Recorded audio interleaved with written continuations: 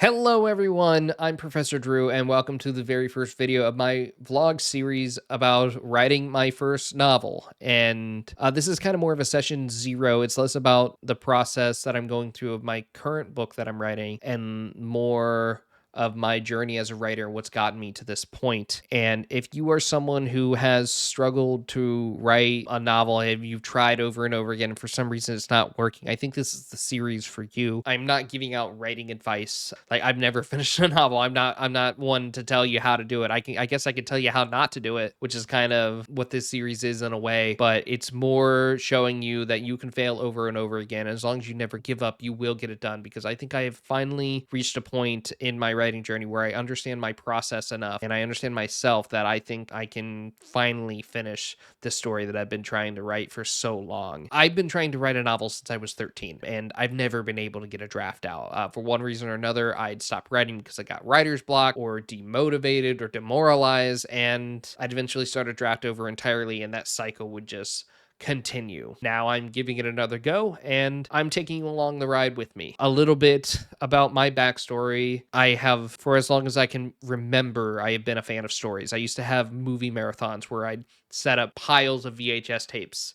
And yes, I'm old enough to have used a VCR, and I would just watch movie after movie after movie. And when I discovered books, I would also get buried in those. When I was 13, I finally decided that I would start writing my own books. And so I tried writing my first novel, and except for a few years ago, it might have been the closest I've ever gotten to finishing a novel. I had an outline. I had the plot figured out in each individual chapter up to like chapter 13. I don't think I had an ending in mind, which is maybe part of the problem why I didn't finish, but I got quite a bit through it. But I'd gotten writer's block and I got really demoralized, and I probably tried starting the story over and thinking it's like, okay, maybe if I just give it another go here, I can get it right this time. And that was where the problem lied, is that I was so focused on getting it right the first time, I wasn't focused on letting the process get me there.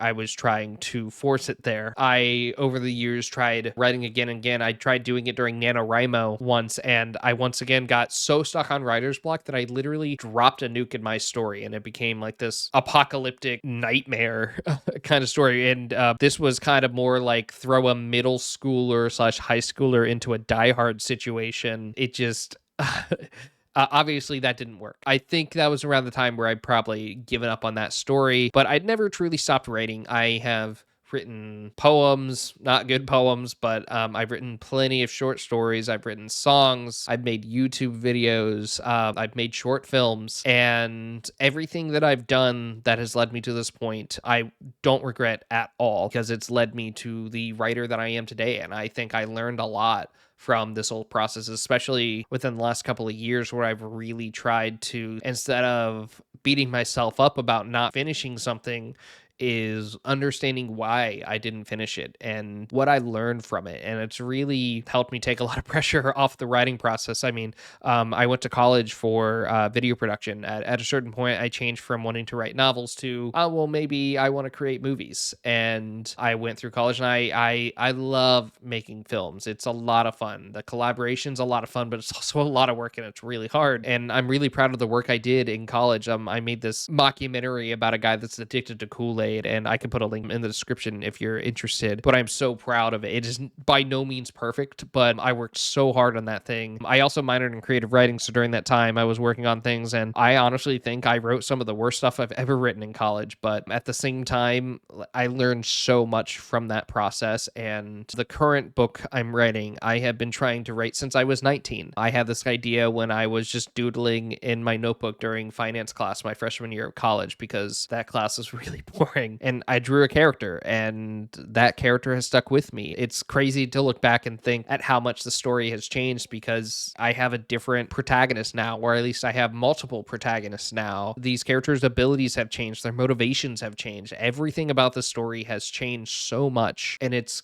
kind of cool to think about. So my most recent attempt in writing this novel was a few years ago. I had started a writing group with some friends and my girlfriend at the time, who would later become my wife, and I had written nearly 100,000 words of this story. I got very far. It's funny, I had written 100,000 words and I felt like I was still at the middle of this story. So it was a long story, but once again, I got stuck in writer's block. And I thought at the time that I had the process down, and I didn't. And I struggled with that for a long time. I got really demoralized by it. And I thought that maybe I just wasn't meant to write a book. I can write a short story just fine, but for some reason, writing a fully fledged novel obviously is really hard. It's only recently that I started to like really look back because I was like, okay, well, like clearly getting feedback constantly, while it can be helpful, it isn't the thing that is going to help my story get better as I'm writing it. And I just took a step back and thought, I was like, okay, well, maybe the issue is that I'm trying to do discovery writing. And so I thought, well,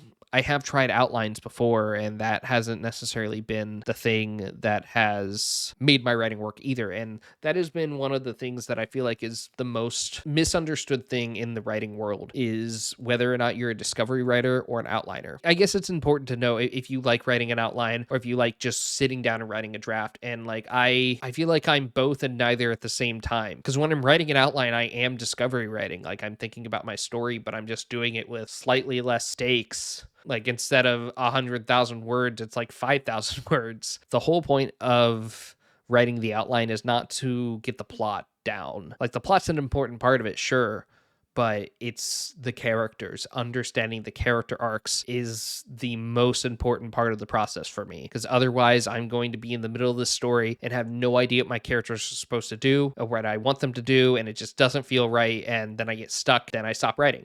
So it took me a really long time to figure that out. But this time I decided, it's like, okay, you know what? The last time I felt like I was really writing a super elaborate outline. And while I knew that like stories do change drastically, especially from the first draft to the second draft, I had always wanted to write like that perfect first draft. Like, even though I knew it was like, okay, it'll get better, but if it's already so good as a first draft, then that's less work for me later. And that's just not how it works. And so I decided, it's like, okay, well, like I'm going to take that pressure of writing that first draft off, and I'm just going to focus on getting everything figured out in the outline. Because I would just write an outline and be like, okay, that's a good place to start. Now time to start writing the story. I'm going to actually spend a decent amount of time working on this outline and getting it right. And I wrote multiple iterations of an outline instead of trying to write multiple iterations of a first draft. And that's worked really well for me, because it really allowed me to hone in on who my characters were, what their arcs were, where they are at the beginning and the end of the story. And I feel like that is the most important thing, is understanding how those characters change or don't change. While I am not super married to the plot in the outline, like stuff can change while I like the ideas I have, I recognize that I'm the kind of person that I will get ideas all the time. And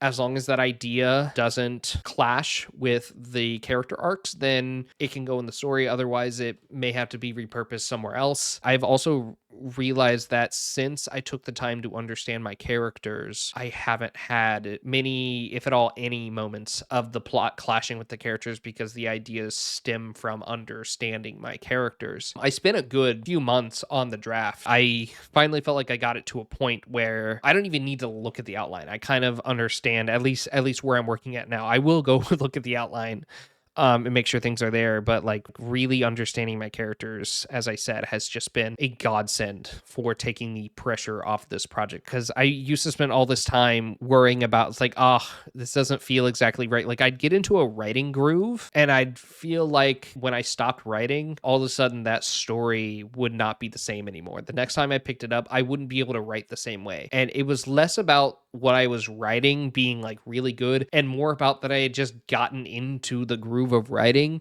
and my creative juices were flowing, and that's what felt right, and not necessarily the words on the page. So I have had to take a lot of time separating those things and not worrying so much about the words that are going onto the page, just the fact that they're going there, and that I will make it better next time. And another thing that has helped me is looking back at all my old drafts and being like, wow, this story has improved a lot, and recognizing that this first draft that I'm writing, this story is going to be so different by the time that I send it out to an agent. And that's a really cool thing to think about. And I'm not worried about that being wasted, because I'm just trying a bunch of different things and I'm trusting the process, and I'm not stressing about the process, because everything that I do, every word that I put on a page is a step towards getting this book done. And whether or not that word ends up in the final thing doesn't really matter. I can sit here and recognize like, oh, this doesn't feel right. I know this isn't exactly how I want this to play out, but I know it's going in the right direction. That's good enough for me right now. A lot of the resources I've used, I feel like have been very helpful and some unhelpful. Like I spent a lot of time watching so many videos on like Scribner, Atticus, Dabble. There's so many of them. And while I think those could be helpful for me in the future, right now my focus just needs to be getting the story down on a page. I don't need all these organizational things. Maybe when I'm writing later drafts, it'll be nice to have those, especially when I start writing it in a series, as I do plan book to be the first in a series. Those will be useful. For me, it's been cutting out all the noise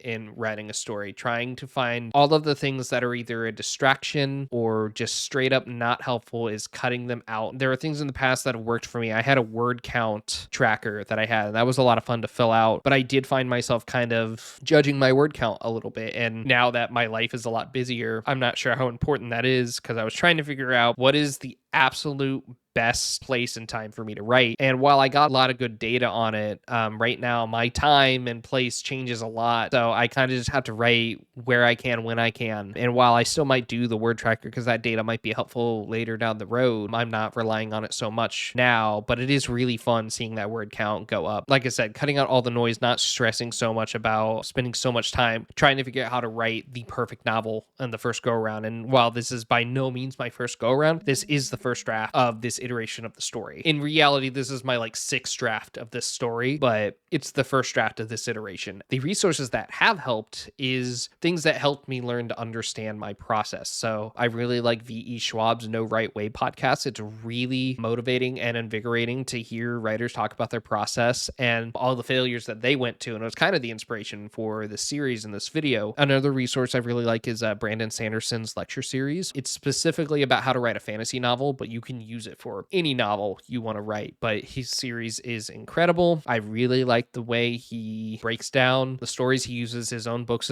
as examples. So if you're like me and you read a lot of his books, that can be helpful in understanding the context. But it's a great lecture series, and the way he talks about his process, things that have worked for him, and what he's come to understand about story is a really great insight. And it's also really motivating. It really, really gets me in the mood to write. So I guess in kind of a sort of conclusion, the things that have really helped me understand the process that I feel like is working for me right now, and my process may change and grow over time, taking the time to really understand my characters, and whatever works for you in that way, go for it. Whether it's writing out character descriptions and doing little excerpts from that character's POV and understanding their voice. I'm finding in my draft, I'm kind of still figuring out the voice and the prose, and so I'm not super stressed about that in the first draft. I feel like I can really hone that in the second draft when I've written the whole thing out and I can see everything as it is and feeling like what voice works and what doesn't. So understanding my characters' arcs, their motivations, who they are, using an outline to figure that out rather than an entire first draft, because it takes a lot less time. I get both the characters' arcs and the plot figured out much better, and it's much more cohesive. Taking time to understand what resources are helpful and what resources are not. It's very easy to go down the rabbit hole of constantly trying to learn new things rather than sitting down and actually writing. So if you feel like you're kind of doing that, if you feel like you're pushing writing aside a little bit, stop and just start writing. Whatever it is, don't worry about whether what you're writing is right or wrong. It's always right. Whatever you're writing is right for you in that moment, and it will lead you to the place that you need to be to finish your story. So I said I wasn't giving any advice, and there's my advice, but it's kind of more about, this is what I've done. I've started my draft, I've done the outline, and I'm really excited about this story, and I can't wait to share more with you guys, and I can't wait to talk more about the progress I've made. So keep an eye out for that video. So I'm very excited to be working on this story. I'm excited to feel like I really understand my process and I understand my characters and my story more than I ever have before. And I'm so excited that you're here along the ride with me as well. So let's get writing. Thank you so much for watching. Don't forget to like and subscribe so I can see you in the next video. Class dismissed.